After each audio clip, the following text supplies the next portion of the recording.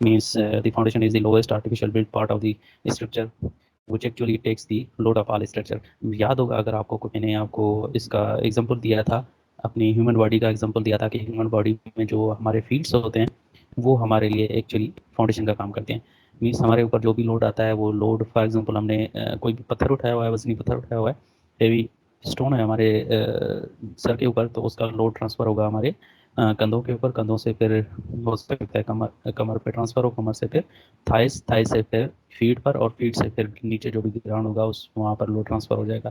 That is the load transfer mechanism. अच्छा, load transfer mechanism के बारे में मैंने आपको बताया था पहले कि जो बिल्डिंग होता है, पहले बिल्डिंग के पास की तरफ बाद में आते हैं, पहले मैं ये कंप्लीट कर लूँ।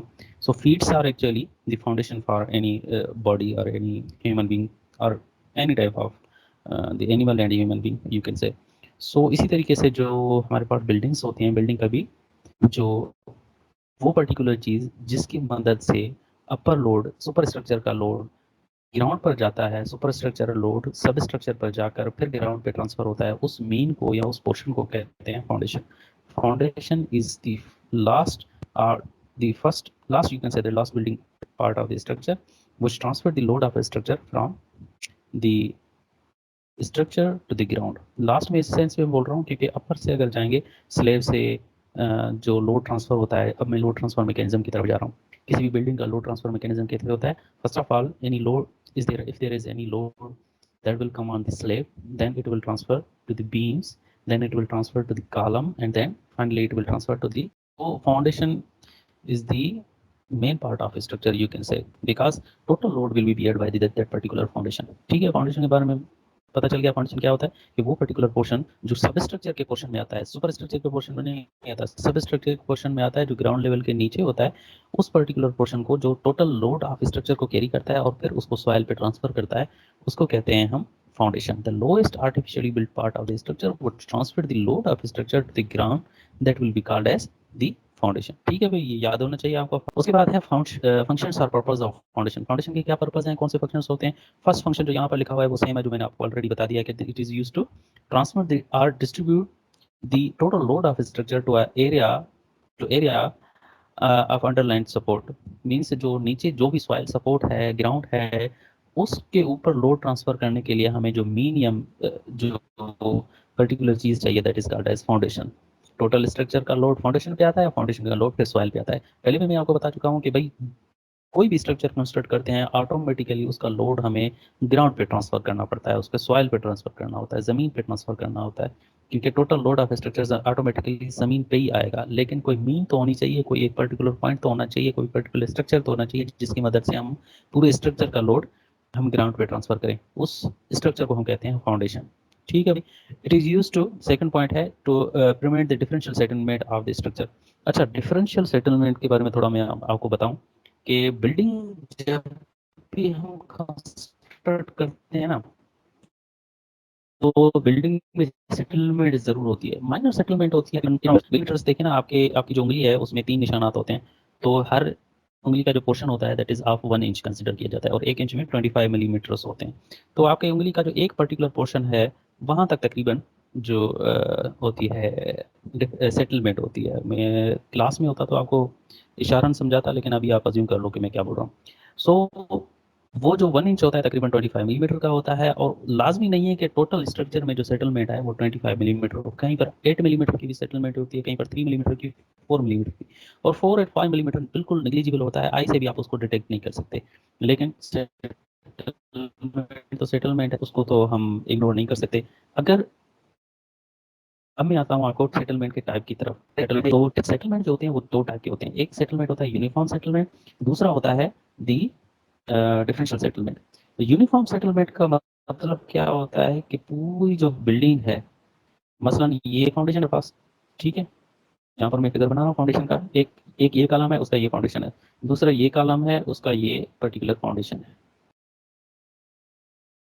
अगर ये दोनों जो फाउंडेशन है, अगर ये दोनों दोनों तरफ से, इस तरफ से भी, इस पर्टिकुलर तरफ से भी, और इस पर्टिकुलर तरफ से भी, दोनों तरफ से फॉर एग्जांपल एक ही मिलीमीटर में सेटलमेंट हो, मसलन यहाँ पर भी 3 मिलीमीटर की सेटलमेंट हो या 4 मिली, to prevent the differential settlement we provide the type of foundation, any type of foundation. Okay, third is to provide the stability to the structure against wind, rain, and earthquake. Stability means stability. It should not fail, it should not collapse, it should not settle, etc. That is called as the stability. ठीक है ना, इस हिसाब से अगर दोनों पाँव strong है तो वो आराम से चल सकता है, घूम फिर सकता है, etc. Stability in the sense of that. So अगर हम प्रॉपर हम फाउंडेशन प्रोवाइड करते हैं तो स्ट्रक्चर में भी ऐसा ही होता है. स्ट्रक्चर भी प्रॉपर स्टेबल रहता है, ना एक तरफ से ज़्यादा सेटल होता है ना एक तरफ से कम सेटल होता है. अगर सेटल होता भी है तो यूनिफॉर्म सेटल होता है और उसकी स्टेबिलिटी बरकरार रहती है. The dead load, the live load, wind load, rain and slow load, earthquake और seismic load and other types of load such like just like hydro pressure etc. So dead load and live load के बारे में मेरे ख्याल में engineering mechanics में या इधर उधर जो भी आपने अभी तक पढ़े हैं, dead load and live load के बारे में आपको पता होगा. अगर नहीं है या भूल गए हो तो मैं थोड़ा बहुत इंट्रोडक्शन आपको दे देता हूँ. Dead load is the type of load which includes the self weight of the structure and load of all permanent components of the building. Dead load जो होता है, एक तो बिल्डिंग का टोटल वेट जो है ना, खुद का weight, self weight of structure, उसको हम डेड लोड में शुमार करते हैं. ठीक है, बिल्डिंग का खुद का लोड मीन्स बिल्डिंग के स्लेब का लोड, बीम का लोड, बिल्डिंग के फाउंडेशन का खुद का लोड कह सकते हो, लेकिन फाउंडेशन के ऊपर का जो लोड होगा उसको हम खासतौर पर शुमार करते हैं. सो बिल्डिंग का खुद का लोड, और दूसरा load of all permanent components of the building. वो परमानेंट कंपोनेंट जो बिल्डिंग के साथ अटैच्ड होते हैं, परमानेंटली अटैच होते हैं, जिसको आप डिसमेंटल नहीं करते हो, उनका लोड जो होता है that is called as the dead load. That includes in the dead load. याद रखें, self weight of structure and load of all permanent components of the building will include or will come in the category of dead load. Live load क्या होता है? Load of the living things on a particular building and load of all non-permanent components of the building. Non-permanent means जो permanently attached ना हो किसी भी building में. पहले तो मैं load of living thing की बात कहूँ कि जो भी हमारे पास बंदे होते हैं, जो रेजिडेंट होते हैं, उनका लोड एक तो. दूसरा है कि load of non permanent thing या unattached things in the building. वो कौन से हो सकते हैं कि भाई फर्नीचर का load, total load of furniture, वो आपके लाइव लोड में आएगा. ठीक है, कुछ लोग इसमें बहुत कंफ्यूज हो जाते हैं कि जो फर्नीचर है वो तो एक जगह पे पड़ा होता है और उधर हम इसको मूव नहीं करते, या डेड है ऐसे समझो, तो उसको तो हम डेड लोड में कंसिडर करेंगे. लेकिन नहीं, because the furniture is not permanently attach. क्योंकि आप कभी अलमारी को कहीं पर रखते हो, कभी कहीं पर रखते हो, कभी बेड को कहीं पर रखते हो, कभी बेड को बाहर निकालते हो, etc. So that particular furniture will come in the category of live load always. So अगर कहीं पर MCQs में भी आ जाए, comes in the category of dash dash dead load, live load, wind load, etc. तो आपको live load करना है. ठीक है भाई, live load is load of all living things on that particular building which will live in that particular building and load of all non-permanent components of the building. Okay, उसके बाद है wind load जिसको हम lateral wind load भी कहते हैं. Wind load, rain and sun loads are simple loads which are added after calculating which are added in the total load. और उसके बाद अर्थक्वेक और सिस्मिक लोड है, वो भी हम कैलकुलेट करते हैं किसी मीन्स के साथ और उसको फिर हम ऐड करते हैं total load of the structure. ये तीनों चारों लोड जो है ना बिल्कुल सिंपल लोड हैं. बाकी उसके बाद है other loads just like hydrostatic load, uplift or thrust loads. Hydrostatic load or hydro pressure जो loads होते हैं that are the loads due to the fluctuations of water level. एक तो ये. दूसरा loads due to the flood और rain water की वजह से जो भी प्रेशर इंटेंसिटी आए किसी भी स्ट्रक्चर के ऊपर, और फ्लक्चुएशंस ऑफ वाटर लेवल की वजह से जो लोड है उसको हम कहेंगे दैट इज द हाइड्रोस्टेटिक. और अपलिफ्ट और थ्रस्ट लोड भी इसी टाइप में आ जाते हैं. ठीक है भाई, फाउंडेशन के जो टाइप्स ऑफ फाउंडेशन पे जो लोड सप्लाई होते हैं या the loads which we will encounter or consider while designing the foundation are these: dead load, live load, wind, etc. Next is the factor affecting the choice of foundation. क्या हम कौन से factors हैं वो हम चूज करते हैं, select करते हैं while designing the foundation. Okay, so there are two types of factors actually: primary factors and secondary factor. So primary factors में कौन कौन से फैक्टर्स आ जाते हैं? Subsurface soil conditions, the ground water condition, the structural requirements, etc. Subsurface soil conditions means के जिस particular soil पे, जिस पर्टिकुलर ग्राउंड पे आप फाउंडेशन कंस्ट्रक्ट कर रहे हो, उसकी प्रॉपर्टीज़ क्या हैं, उसका वाटर कंटेंट क्या है, उसकी जो बियरिंग कैपेसिटी है वो कितनी है, उसकी different specific gravity of soil कितना है, उसका शीयर स्ट्रेंथ कितना है, ईटीसी ये सारे जो भी पैरामीटर्स हैं ये आप सॉइल मैकेनिक्स में इंशाल्लाह पढ़ोगे।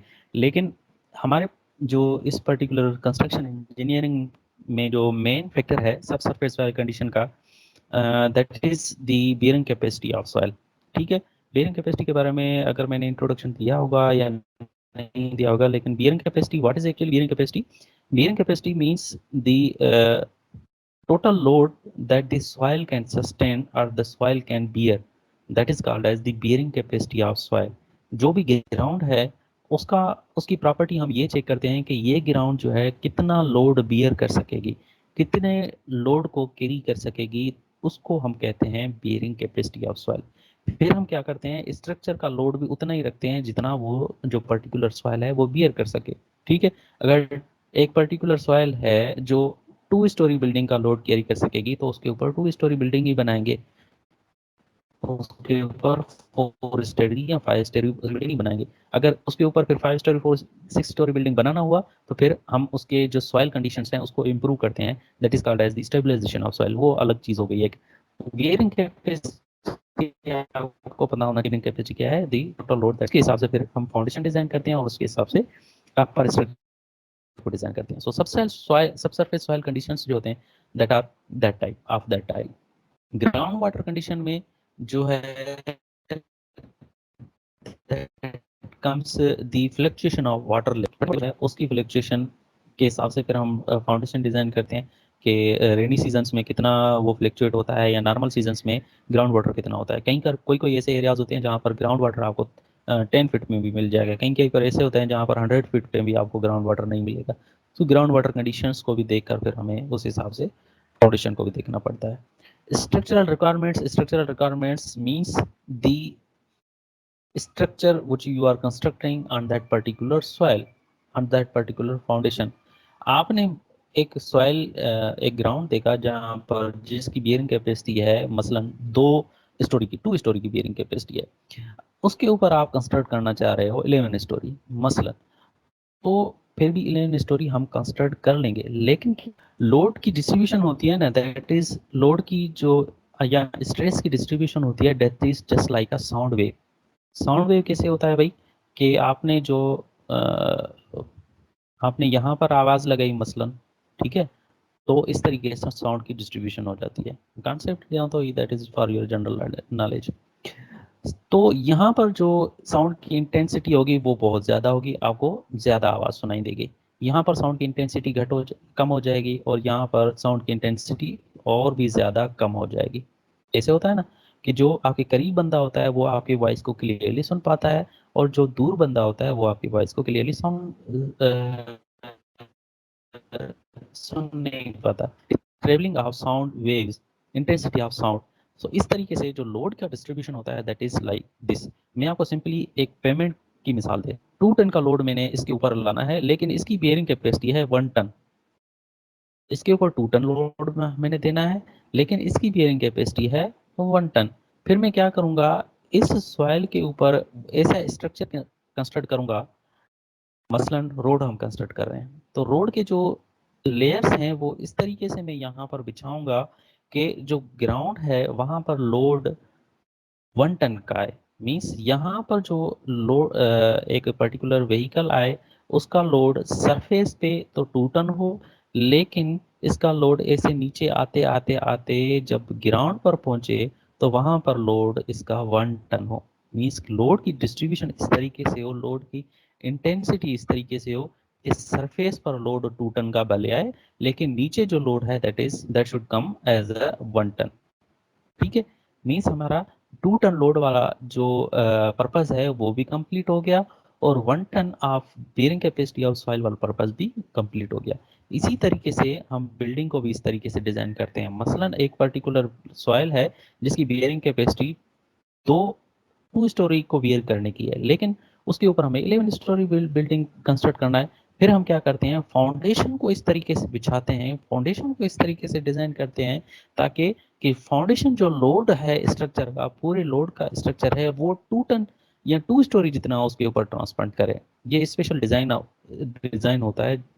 तो चलिए ठीक है, जब आप फाउंडेशन इंजीनियरिंग पढ़ोगे ना सब्जेक्ट, फाइनल ईयर में फाउंडेशन इंजीनियरिंग आपको पढ़ाया जाएगा, तब आपको समझाया जाएगा कि कैसे लोड ऑफ स्ट्रक्चर को फाउंडेशन कैरी करता है और फिर सॉइल पे डिस्ट्रीब्यूट करता है। सिंपली आपको ये कॉन्सेप्ट होना चाहिए कि ऐसे भी होता है जो 2 स्टोरी बिल्डिंग के लोड को कैरी कर सकता है सॉइल, उसके ऊपर हम 11 स्टोरी भी बना सकते हैं, वो इस कॉन्सेप्ट को यूटिलाइज करके। ठीक है भाई, पता नहीं कहाँ थे हम। ओके, स्ट्रक्चरल रिक्वायरमेंट्स हो गया। स्ट्रक्चरल रिक्वायरमेंट्स मीन्स जो भी स्ट्रक्चरल रिक्वायरमेंट है उसके हिसाब से हमें फिर जो फाउंडेशन है उसको सिलेक्ट करना पड़ता है।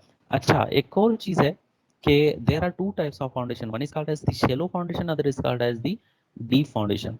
सो जो शैलो फाउंडेशंस होते हैं वो स्ट्रॉन्ग सॉइल के ऊपर बनाए जाते हैं, और जो वीक सॉइल होते हैं उसके ऊपर हम डीप फाउंडेशन कंस्ट्रक्ट करते हैं। डीप फाउंडेशन में आ जाता है आपका फॉइल फाउंडेशन और पियर फाउंडेशन, केशन फाउंडेशन, ईटीसी ईटीसी, ये मैं आपको पढ़ाऊंगा फॉइल पियर और केशन वगैरह क्या होते हैं। सो हम टाइप ऑफ फाउंडेशन सिलेक्ट करते हैं कि कितना लोड कैसे हम कंपोनेंट्स हो गया, आपको पता होना चाहिए ये प्राइमरी कंपोनेंट्स हैं या प्राइमरी फैक्टर्स हैं जो इफेक्ट करते हैं choice of foundation, the subsurface soil condition, the ground water condition and the structural requirements.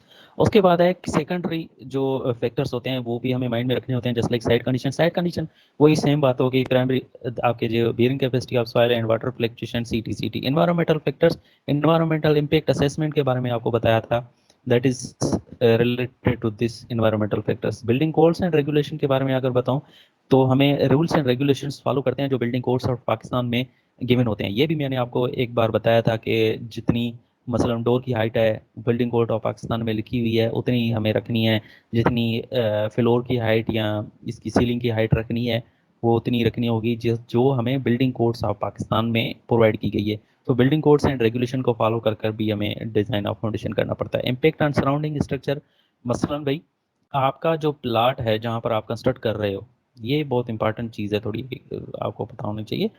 मसलन जो आप का प्लाट है, मसलन ये पर्टिकुलर प्लाट है, सो आपका प्लाट है उसके सराउंडिंग में भी एक ऑलरेडी स्ट्रक्चर बनी हुई है, ठीक है। लेफ्ट साइड में भी स्ट्रक्चर बनी हुई है, राइट साइड में भी स्ट्रक्चर बनी हुई है, और बैक साइड में भी स्ट्रक्चर कोई ना कोई ऑलरेडी कंस्ट्रक्ट की गई है, ठीक है। और आप अब अपने प्लाट में बिल्डिंग कंस्ट्रक्ट करना चाह रहे हो, तो फिर क्या होता है, सबसे पहले तो एक एक्सेवेशन होता है, ठीक है।